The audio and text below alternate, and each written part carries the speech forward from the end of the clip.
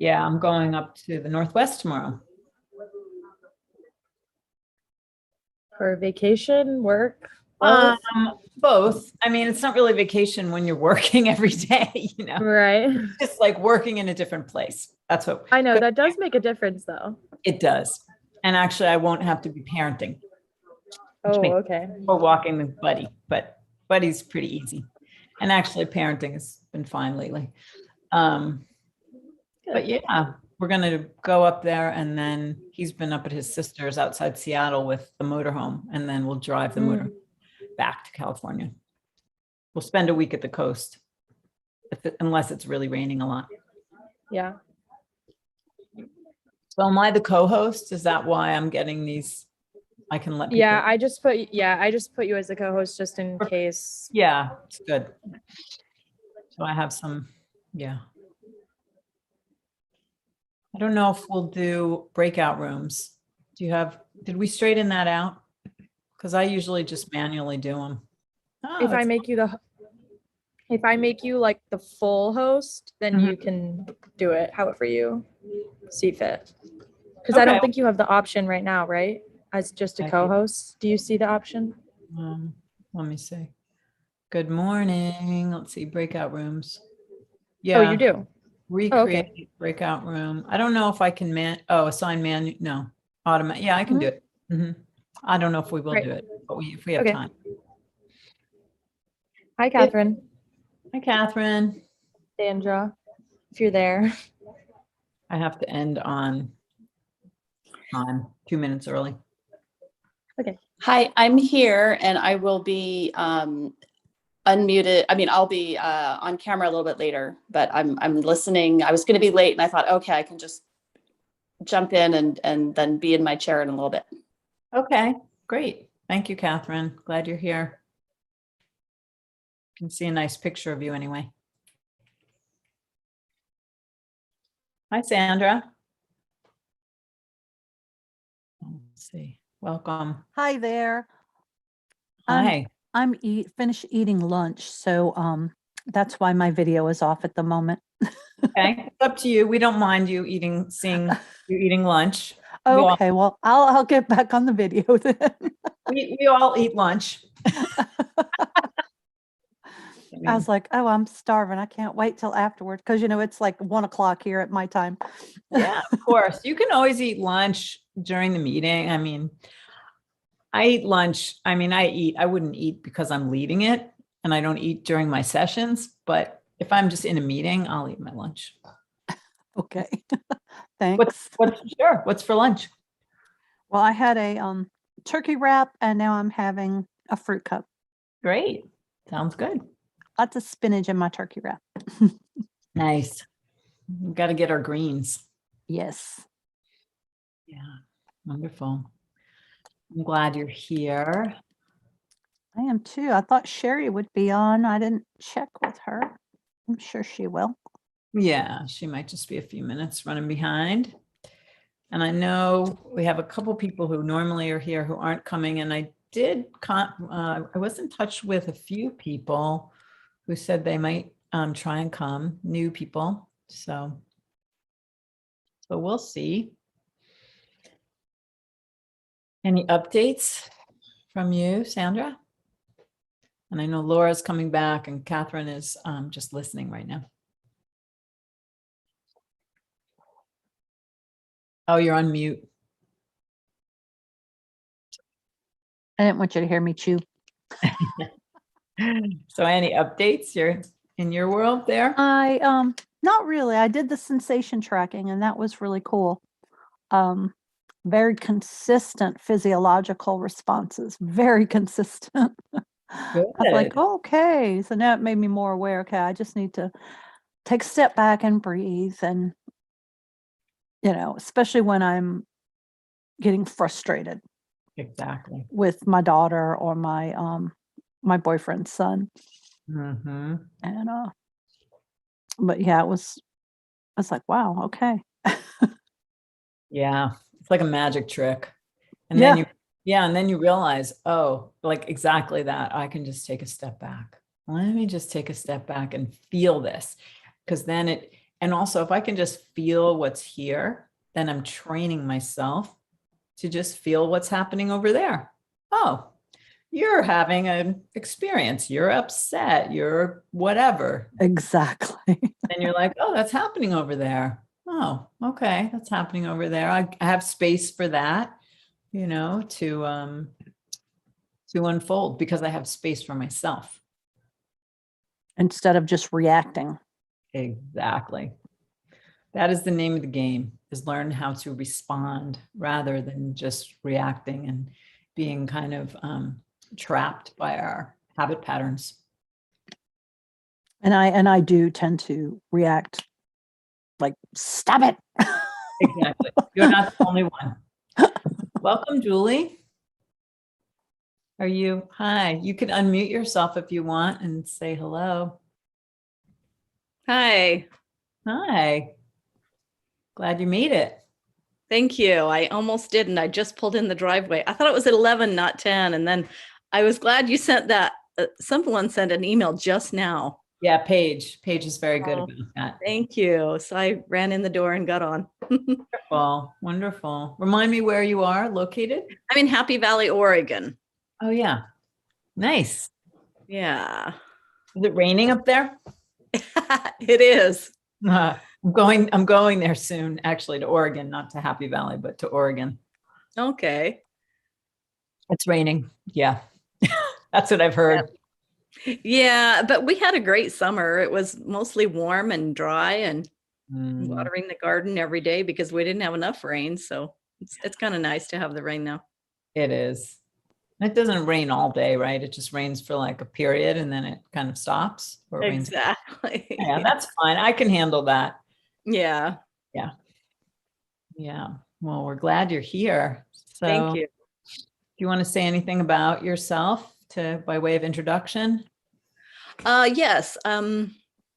I've only done one other, and it was 2 weeks ago. I was actually taking care of an elderly person last week in San Diego, so I wasn't able to get on at all.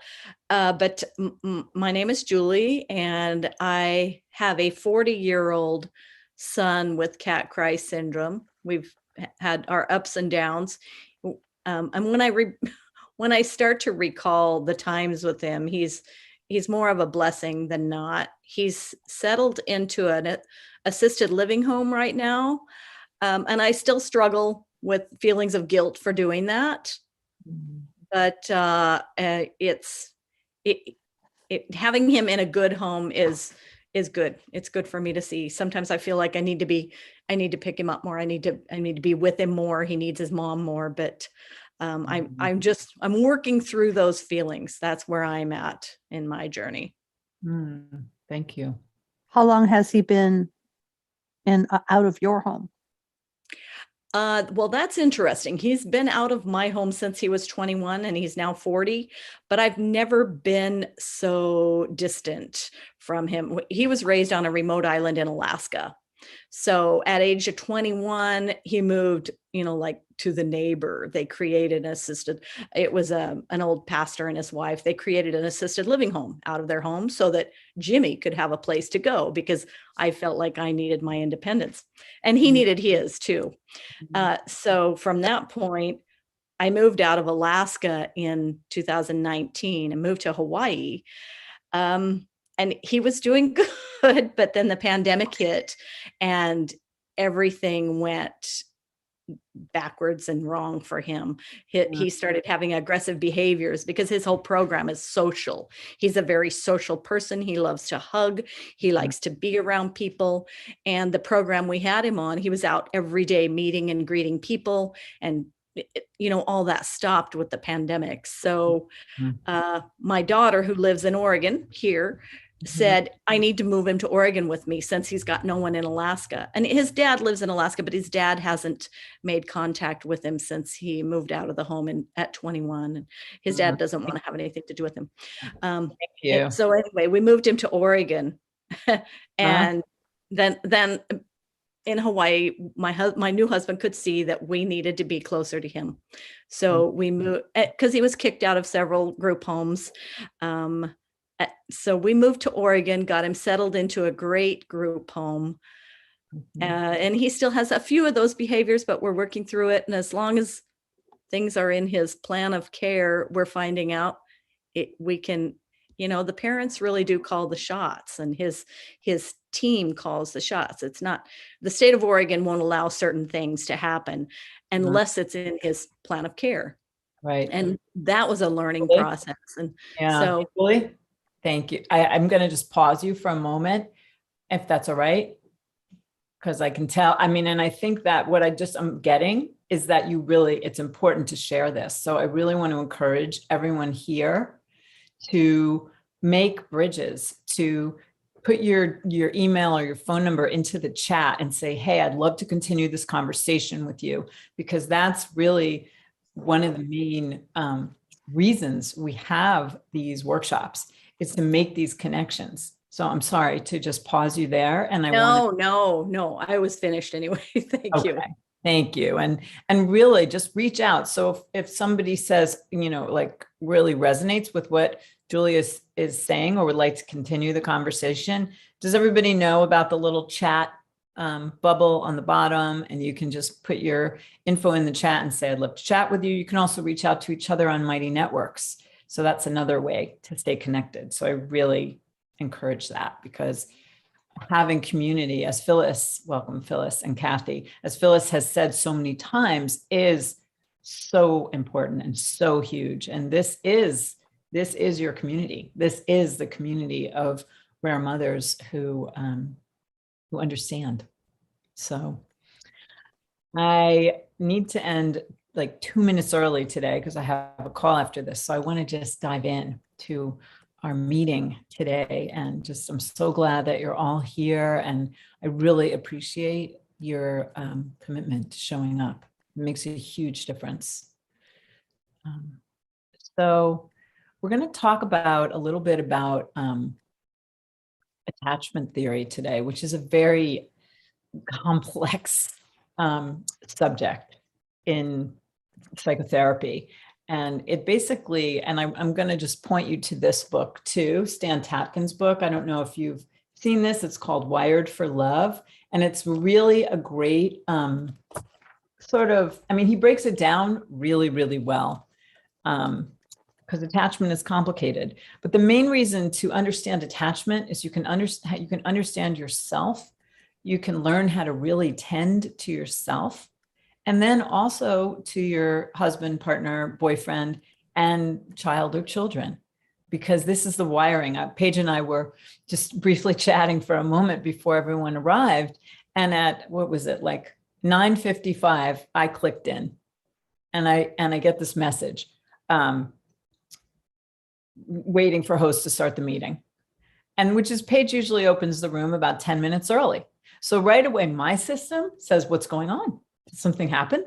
Like, I know Paige is there. I know we're going to be there, but my system automatically goes to that. And that's a particular wiring. And Paige's system also, I don't know if that's like your system, where you're like, someone's like 2 minutes late and you're wondering if they forgot, or, whatever, something happened. So that's like one style. And that is the one that kind of more reaches toward, I'm going to reach toward you. That's more like the anxious attachment. Attachment style is basically your emotional relating style and how you were tended to when you were very small. It happens in the first 18 months of life. So if you had, and it doesn't need to be a mother, it could be, it's your primary attachment figure. And it could be, and whoever was the primary caregiver, maybe you were the fifth child. And by that time, your mother was really tired and really distracted and was basically like, you got this, as opposed to maybe the first child who gets really tended to, possibly. Or in this day and age, if a parent is, on their phone while they're like, oh, it's okay. And like, let me check my text. It's okay. Patting, soothing. But it's like not really a steady presence. So it's the steady, loving presence. And actually, you only have to get 30% of the time steady, loving presence to be what's called securely attached. And you might be securely attached. Hallelujah, if you are, and actually many, many people are. So it's not that uncommon. And it just means that you walk through the world and you're kind of relatively at ease in your own skin. Things don't throw you for a huge loop easily. Doesn't mean you don't get upset, but you're more or less like can navigate without a lot of internal stress. You know how to comfort yourself. You grew up in a family where people considered each other. It's not like, your parents were MIA.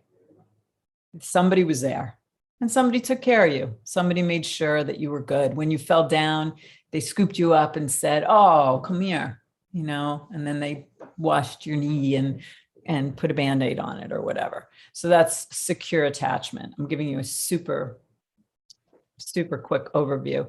Then there's the avoidant attachment style, which kind of is like, you can only take so much attention and then you start to pull away.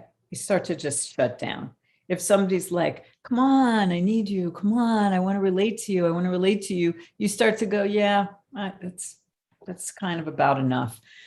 And very often people with an avoidant attachment style early on in a relationship will be really, really engaged. Once I was in a relationship with a man who lived in San Francisco and I live about half an hour away. And he would come up to my house. We'd spend the whole weekend together. And I'd be like, "This is great. Let's keep going."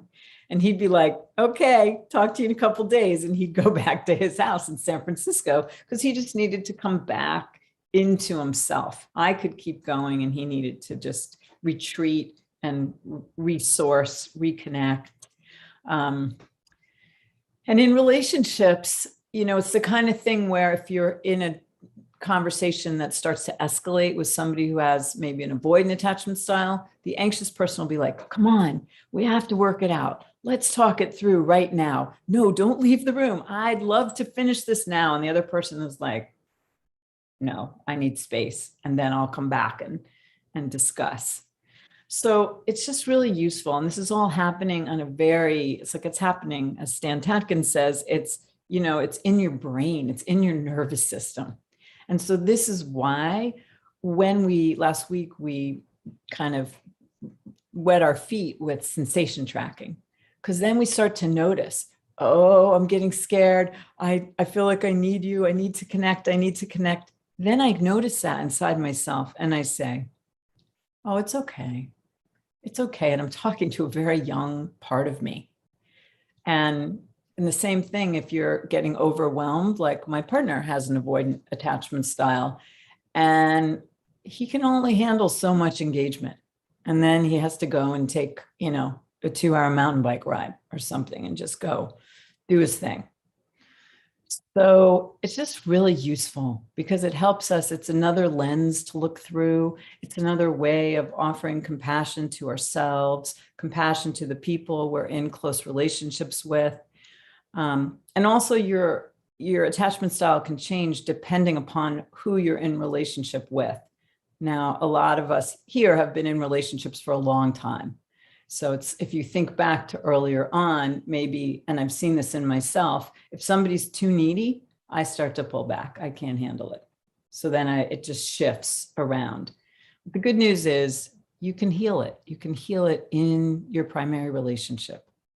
You can heal this. You can heal it within yourself, and you can heal, meaning you can become more securely attached. That's what we're aiming for, is a relationship where we feel safe and held, and like someone's got your back, you've got their back, and then you can start to relax. Especially as rare mothers, you want to feel that. You want to be like, "Okay, I got him, he's got me, and we've got this, child with a lot of, important needs, a lot of things that we have to tend to all the time." So is this making sense? Okay. So let's just meditate on that for just a few minutes, and then we'll discuss. So I'm going to make it a little shorter. I'm going to make it like 5 minutes, so we have enough time. So I'm going to ask you to close your eyes, make yourself comfortable. You're welcome to lay down or sit down, whatever is good for you.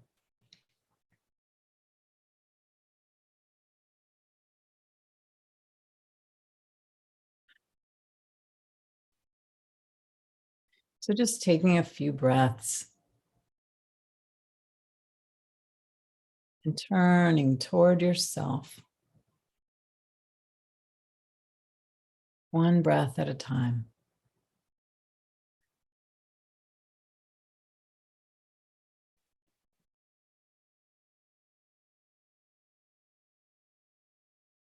And just seeing if any of what I just shared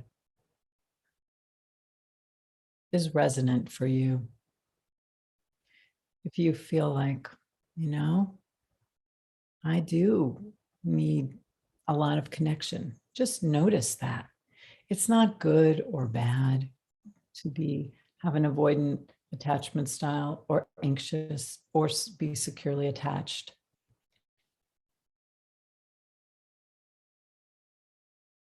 It's just your wiring based on how you were raised, how you were tended to. So just going inside.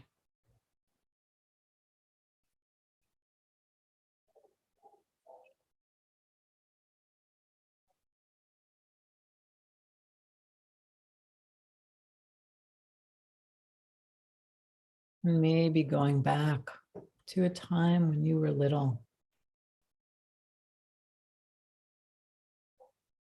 Just noticing how it was to be that little girl. Just see if anything arises.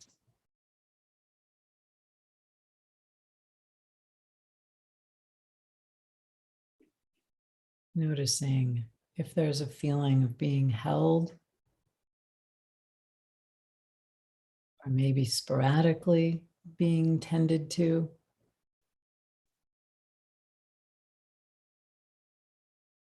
Was someone there to hold you when you cried? Or maybe someone wasn't there, just noticing.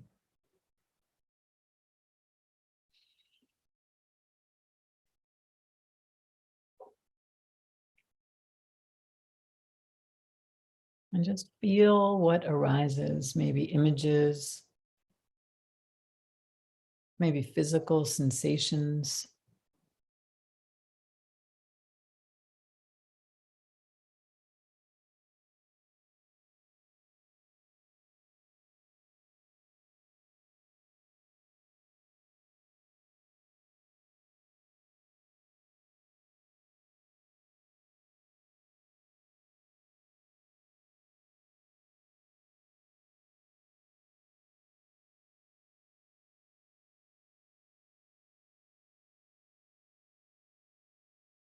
What do you notice? Just breathing.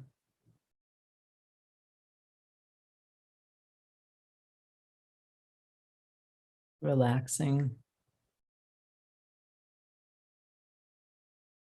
And if any feelings of fear or upset arise, see if you can place a hand on your heart or somewhere on your body and offer some care, some loving kindness.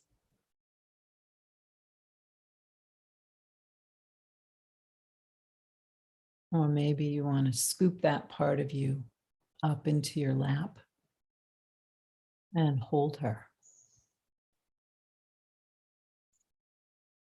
Just let her know that you're here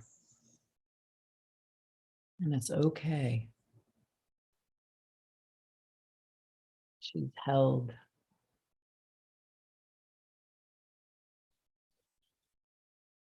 Take a breath and receive. Receive. Receive the love of your own heart.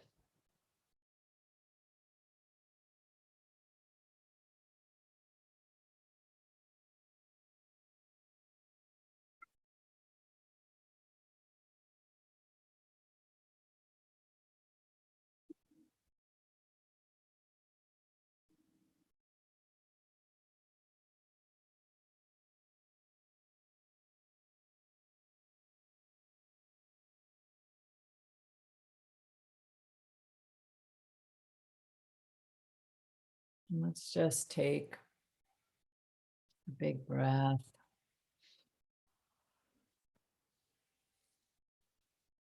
And how about we just journal for a few minutes? Just journal about your experience.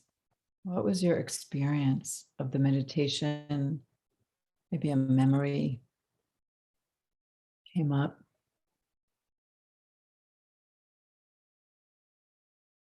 Just take just a few minutes.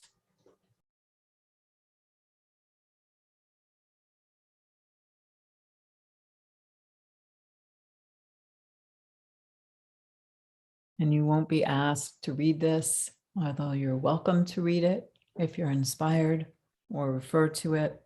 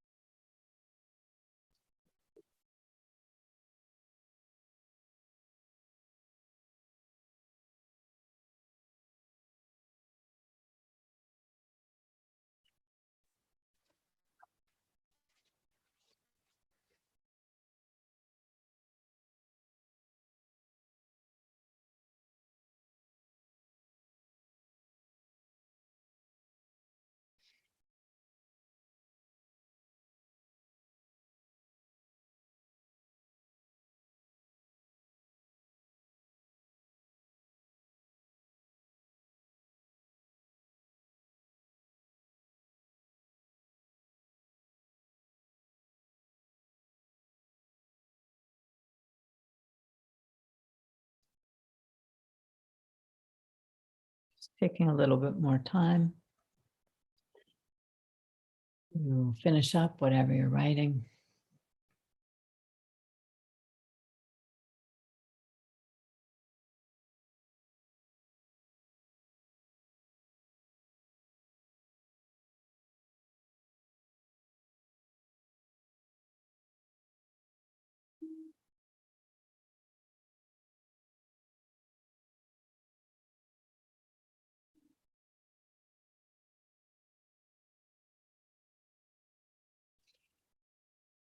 So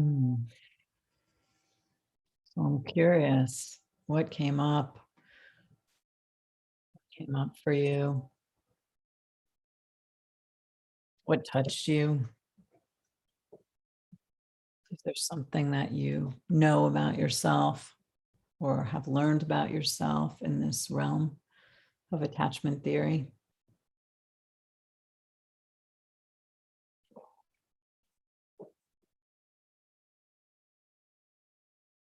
How was it to just really offer some love to yourself?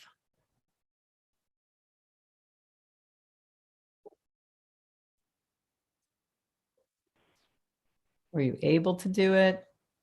Was there resistance? Yeah, this is Catherine. I had so much resistance. And usually I don't. Usually it's I'm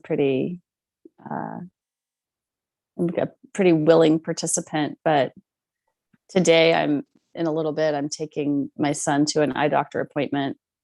And I'm just convinced it's going to be awful. And taking him 2 hours away because I can't find somebody here to do it. And I don't want to do it so much, but I know I have to do it. So, I'm just going to march through it. And so sitting here, I didn't want to accept that care. I was like, it's going to be, I just have to get through it. And then I was like, why am I resisting so hard? Like, I'm sitting in my chair looking at the leaves right now. Like, I'm fine. I don't have to live this terrible experience that I'm imagining. So I found that really interesting. Eventually I was able to give myself some comfort, but it just, I'm pretty wed to the idea of it's being awful. That's a good awareness.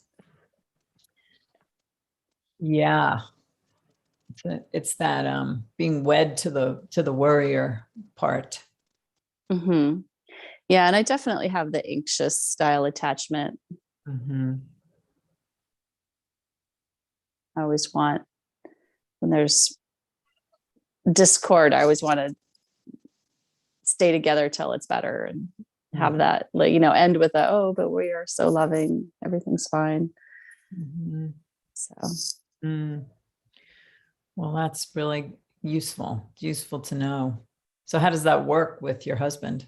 Is he able to stay in it with you and until everything is resolved?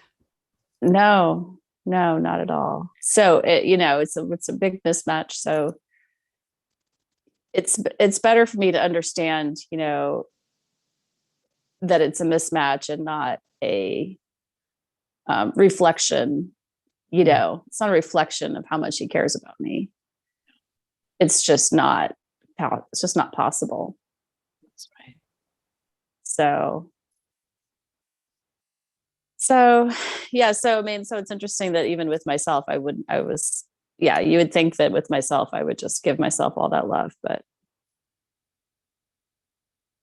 today the resistance was strong. Mm-hmm. Well, then you feel the resistance and stay with yourself. Because really the practice is to stay with ourselves, even when it gets uncomfortable. That's why we're practicing sensation tracking, right? Oh, I'm going to stay with this. I don't like how this feels, but I'm going to stay with this, because staying with this is staying with myself. It's staying with my own heart. It's staying with those parts that maybe feel undeserving. So, and especially when we're worried, right? Then we have to really comfort ourselves. Mm-hmm. And I'm glad you have that nice blanket. Yeah. That feels comforting. It is. It really is. It's soft. Mm-hmm. Yeah. Do you think meditation? Have you tried meditation, Catherine? Like for me, I don't like feeling yucky. I mean, I know they say stay with it, or like, I don't know. I love it. Like the next day when I feel better, it's like, oh yeah, yesterday was tough, but like today is a new day. So like to speed that up, does meditation, does that help you at all? Or have you tried that? For me, I think that would help, because then I'd get out of my mind circling around the same stressor. Yeah, I've played around with some kinds of meditation, and the ones that have worked the best for me so far are when I have a kind of like a class on something that I do, where there's like a 10-part class meditations. You know what I mean? So they kind of like go through a series. What I haven't done as well at is kind of all-purpose non-guided meditation. For me, it's more like doing the dishes or weeding, or doing something kind of repetitive where I can really focus on the sensations rather than thoughts. That is helpful. But I have like a cognitive goal of being better at the kind of all-purpose meditation where you're not necessarily even being guided. Because I do feel better, when I have been guided, or even when I've been done something for a long time, like lay down and take a nap and then wake up and meditate, because I fall asleep right away, right? Like I think most of us are probably tired. So like when I try meditation, sometimes I just fall asleep. But Mhm. then if you have enough time after you wake up to then meditate, that's good too. But yeah, that's a good suggestion. And do you have any, Kathy, that you do? Well, I've only just started listening to the insight timer that Padma like told us about. And I guess I just find ones that look interesting. And for me, I need the guided because otherwise my mind is going all over the place. But if I can have them suggesting things and like reminding me to breathe, that helps. So, but your idea of like getting involved in doing the dishes or something. But for me too, I might need like some classical music playing. Like I love listening to the piano guys or something I know the music, but I can, I just kind of get involved in that. My mind's no longer like worried. Mhm. But yeah, insight timer's been really good. I've liked that. And like so often if I wake up in the middle of the night or something, usually I can pass out. I pass out, but sometimes I'll wake up in the middle of the night. And so listening to like a longer one, if I can go in the other room or something to listen to it, so I'm not waking my husband up. So I'll like pick a 30-minute one and then just have that go through. And then I find that I have fallen asleep at some point, but I don't have a particular person I listen to, but just kind of see which ones look interesting. And the Insight Timer app is free. I thought that was super cool. Mhm. Yeah. Yeah. Yeah. And Catherine, I'm so glad you brought up meditation. And also, Catherine, the doing the dishes and tracking your sensations is meditation, right? It's like in the practice of Zen, chop wood, carry water.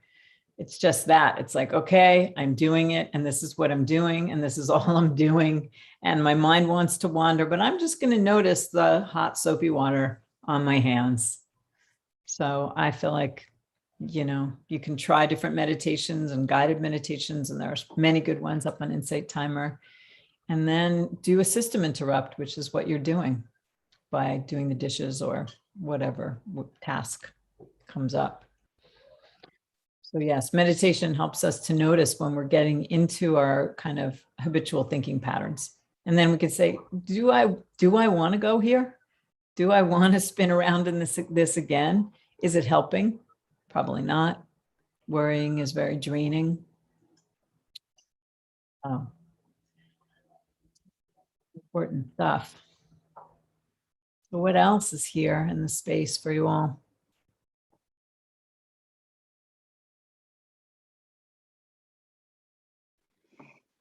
I feel like I have this like concept in my mind that that I am not securely attached like to my mom. I like identify as probably my primary caregiver, but I think she is a very like fear-based person mindset and struggles with alcoholism. And I don't know how much that played into like the first 18 months of my life. I don't know what that was like, 34 years ago, but I had this like concept like, oh, I'm not securely attached. And I do think that comes up in my relationship with my husband, who, when we get into a fight, I very quickly can feel like unlovable and very reactionary, and like I almost like the most recent fight we got into, like I turned and started like yelling at myself. Like it was very strange. And it was almost stuff that like, I feel like I've heard my mom say about me, being like, you like,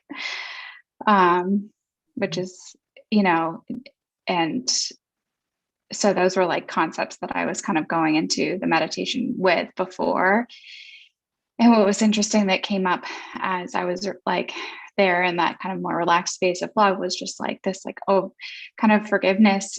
When we started turning love inward, it's funny, it didn't really go inward. It like went towards and maybe I wasn't totally in a like fully meditative space, but I was like going towards my mom. And like, I think I've been really overwhelmed by like the parenting decisions recently, and just like all the little decisions we need to make for our kids. And I think I just have this like, I think a new appreciation for how overwhelming it can be as a mother, and how fearful you are, and how much you just want the best for your kid. And I think my mom's way of approaching what like the best she wanted for me was not necessarily this like loving, like huggy way that I wanted to receive it, but a much more like hard lined, like high expectations,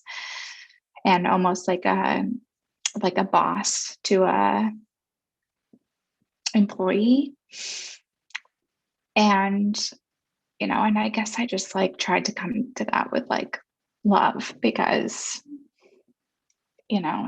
that's not a bad thing. She was leaning into our relationship, and so is my husband now. He's leaning into our relationship, and he, I think, has a very secure attachment style, which is a great thing, because when I go flying off the handles, he doesn't necessarily do the same. He can be pretty cold and dry and kind of actually similar dynamic, like treat me like an employee.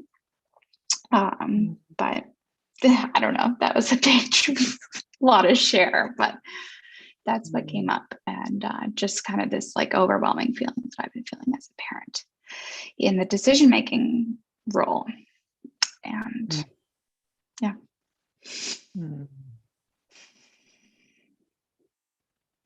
Yeah, there's a lot there.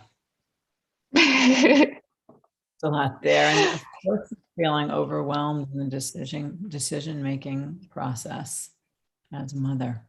There's a million decisions to make every day. And what I will say about attachment is it would be very hard to have a secure attachment to an alcoholic parent, because they're very erratic. So you can't really trust what is coming at any given moment. And then what came was this sounds like pretty harsh, you're my employee, not my child.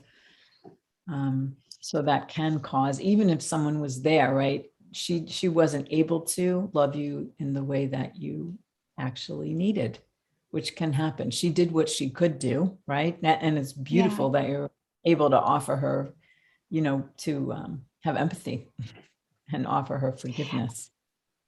I think it's an interesting role to be in as a parent I think she feared my fears. She was fearful of my anxieties, and it doubles down on the work that I'm doing so that I can show up for my neurotypical child is like, my kids are really young, 3.5 and 1.5. And my 3.5-year-old is like, definitely has a lot of worries. And I'm trying to, and we have I'm like trying to keep them healthy. And just trying to like, I think it's really important to just be like, fears are okay. And like, almost like that sensation like tracking. It's like, once it's there, you can like feel the anxiety or feel the stomach ache or whatever it is. And like the moment you accept it, it loses its power.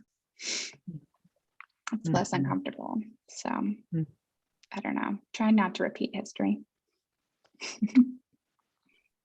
Yes. And the more you have space for your own feelings and you tend to yourself, the more you're just say to your son, well, yes, you're afraid and it's okay. And I'm right here. I'm right here with you. I'm not going anywhere. So this is really big, big stuff, Laura. Does anyone else want to reflect back to Laura? Hi, Laura. This is Catherine. I just wanted to say that I really, I understand for myself that idea of sort of that feeling like a boss, feeling like you've got this job to do. And I've noticed that I especially feel like that when my kids were younger and I was really attached to the outcomes of of parenting, and having a child with special needs, I really wanted to help him develop, right? Like he was supposed to be developing and he wasn't. And I thought I could change his trajectory. And so I think that gave me a lot of that kind of outcome-based ideas of what I was supposed to be doing. And so my son's 20 now and he didn't really develop. And So I have this different point of view now, but I'm not sure I could have let go of it, you know? so I just want to say I see that in my I see that in my journey, and it's not a lack of love, you know. So I don't know if that helped, but thanks for sharing what you said. Thank you.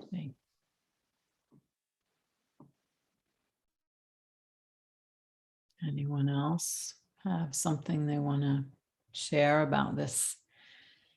This territory is very deep territory, and it goes way back. And unless we really tend to ourselves, it pulls the strings.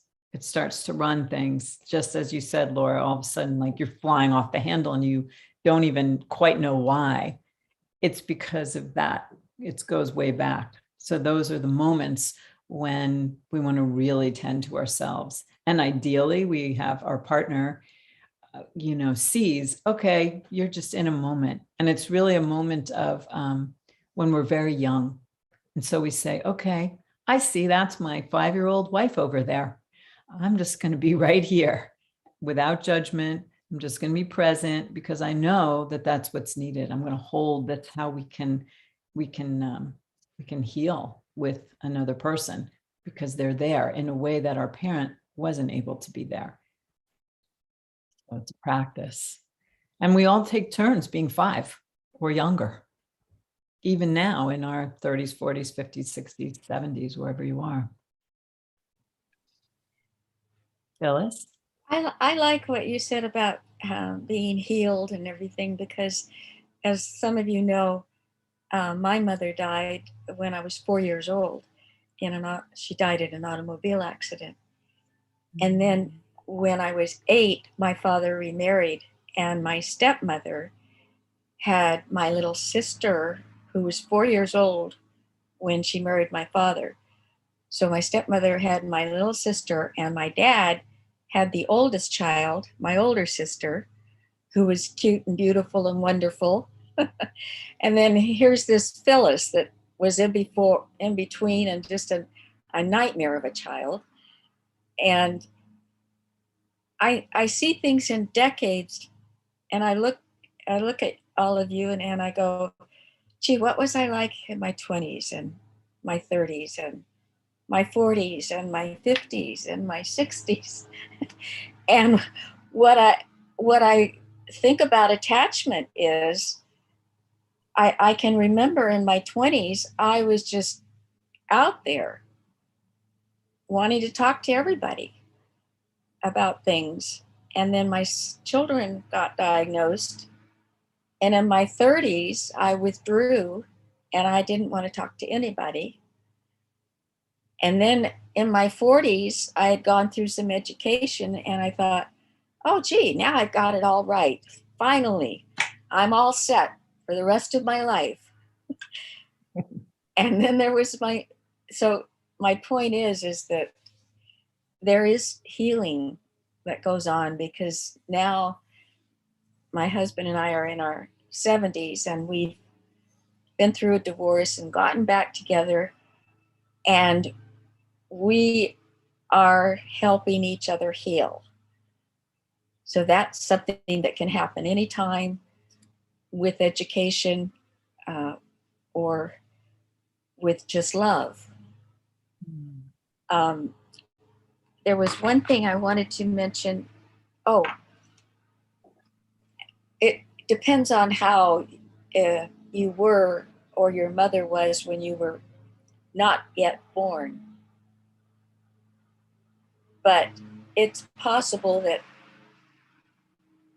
being so close to her prenatal, that could have an effect on you. Yeah. Like when my mother had me, when she had my sister, she was with my father. When she was pregnant with me, my father was in the war, and she was with her mother. And so I like to think that when I think back on it, I like to think that I had some nurturing and some loving there. And the other thing I wanted to mention was if you are faith-based, I felt nurturing from knowing that Heavenly Father loved me. And so a lot of what you end up being and thinking is the way you think about things. If you find a positive thought to dwell on, then that seems to work for me anyway. Thank you for letting me share. I love you girls so much. Thank you so much, Phyllis. I appreciate your wisdom. And healing is possible at any stage. So we might as well begin where we are. Give it a chance to unfold, feed the ground, right? It's this awareness of, I actually want to catch myself before I fly off the handle or before I just totally go back into my shell. I want to catch myself because I want to stay connected to myself and I want to stay connected to my partner. And I have room for my feelings. If you take one thing, my feelings make sense. My feelings make sense and I can be here. And your feelings of those old feelings, they make sense too. We don't have to analyze and overanalyze. That's a distraction, actually. Just experience. Anyone else want to say something? We have about 5 more minutes. I just want to agree with Phyllis. I am faith-based and I depend on that a lot. I still struggle with feelings of guilt, but I like what you said, Phyllis, about thinking on the positive, and there's always a positive. And I do that. I didn't used to know how to meditate, but when I meditate, it's usually on God's word. And, Julie, I appreciate the things that you said about letting your child go and live someplace else. That was a decision that I had to make. And good for you for doing what was best for him, not what you wanted, but you wanted to keep him, but you let him go. And I'm proud of you. Good for you. Thank you.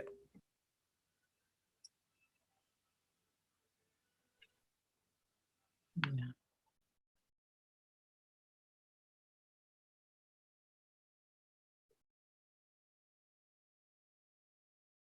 Anybody else? Kathy, Sandra, want to say anything?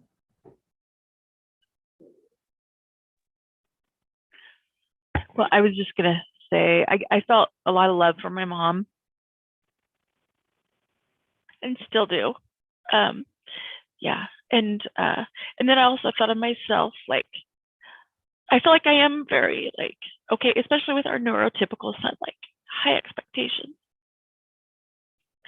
So I feel like I am probably like the employer to him. Sometimes I say that I'm like, hey, you gotta do your homework, or you gotta do your chores or whatever, just because you want to be able to, like, I think I have even said that to him. I'm like your boss at home, which I don't want to be his boss, but I'm his mom and he knows I love him, but I guess that's something that I probably need to work on, just to give him